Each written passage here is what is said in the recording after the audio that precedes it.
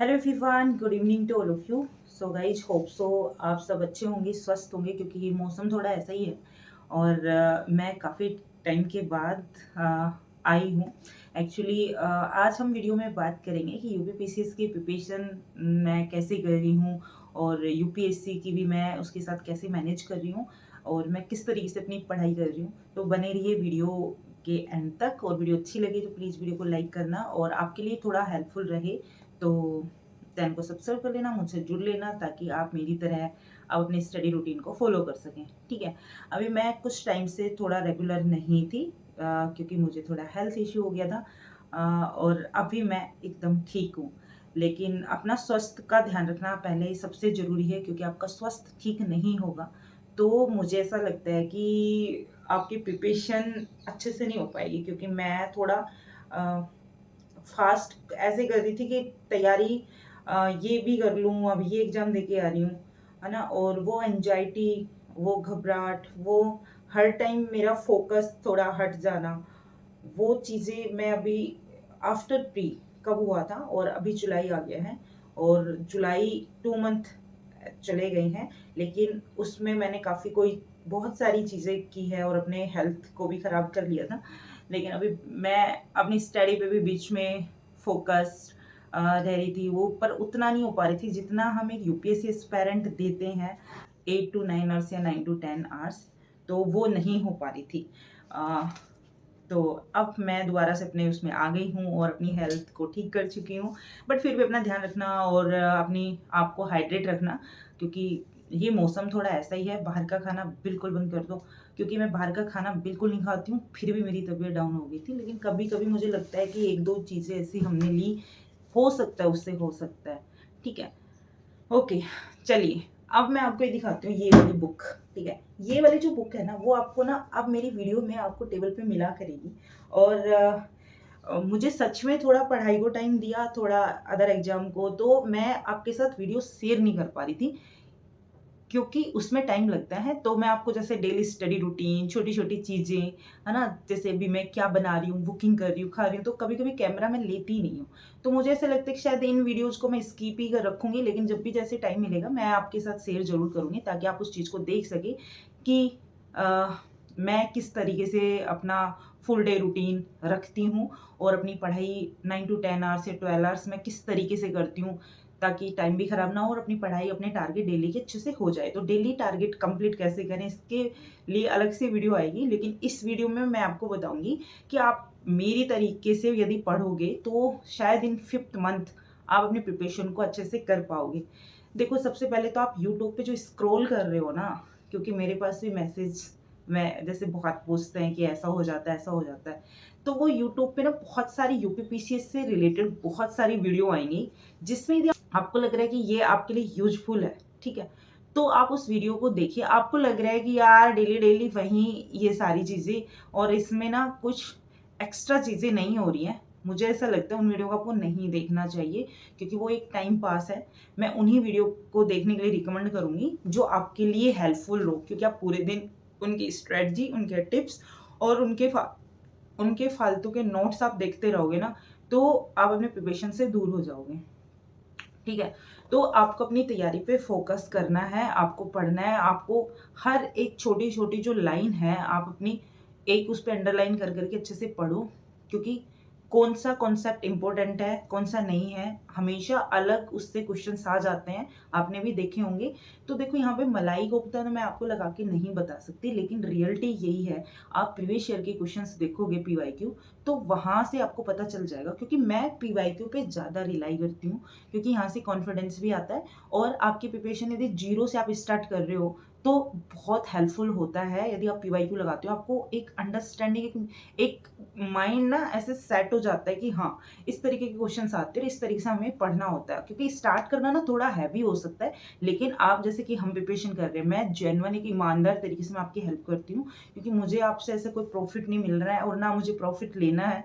But मैं एक genuine तरीके से आपकी एक हेल्प करती हूँ, और मुझे अच्छा लगता है कि मैं आपके साथ अपनी बातें शेयर करती हूँ कि मैं किस तरीके से तैयारी करती हूँ। तो आप वैसे ही पढ़ो। डेली 3 से 3 घंटे, 2 से 3 घंटे मैं कहूँगी, आप पीवाईक्यू ज़रूर लगाइए। आप ये सोचोगे कि मैं इतने सारे सब्जेक्ट है कैसे करूँ? अरे देखो, मैं कैसे करती थी मैं वैसे बताऊँगी। आप देख लो कि आप किस तरीके से करो, क्योंकि आप खुद अपनी स्ट्रेटजी बनाओगे। अब आप ये सोचो मैं कोचिंग ले लूँ तो कोचिंग लेने का कोई मतलब नहीं है। आप सोचो बहुत सारी कोचिंग वाले आएँगे, ये ले लो, वो ले लो। वो यूट्यूब पे भी आएँगे, आप वहाँ से भी पढ़ सकते हो, ठीक है? तो सबसे पहले कोई भी 2 सब्जेक्ट उठा लो जो आपके फ़ेवरेट है। जैसे history, polity, geography, economics. Economics को लास्ट में ही पढ़ना मेरे अकॉर्डिंग, क्योंकि उसमें अब ना बजट और सर्वे वगैरह होता है, फिर भी थोड़ा-थोड़ा उसको पढ़ लेना। लेकिन स्टार्टिंग के जो थोड़े हैवी बजट मतलब हैवी मार्किंग के जो होते हैं उनको आपको पढ़ना है। एंड आपका एनवायरनमेंट हो गया, जनरल साइंस हो गया। और जनरल साइंस के लिए एक ही बुक फ़ॉलो करना, ये नहीं कि वो मटेरियल पढ़ लूँ, वो भी पढ़ लूँ। ओनली लूसेंट की बुक है ना, वो ही पढ़ना, उसके अलावा मत पढ़ना। इतनी ही आती वो आप कर लोगे, कुछ पीवाईक्यू लगाना, ठीक है?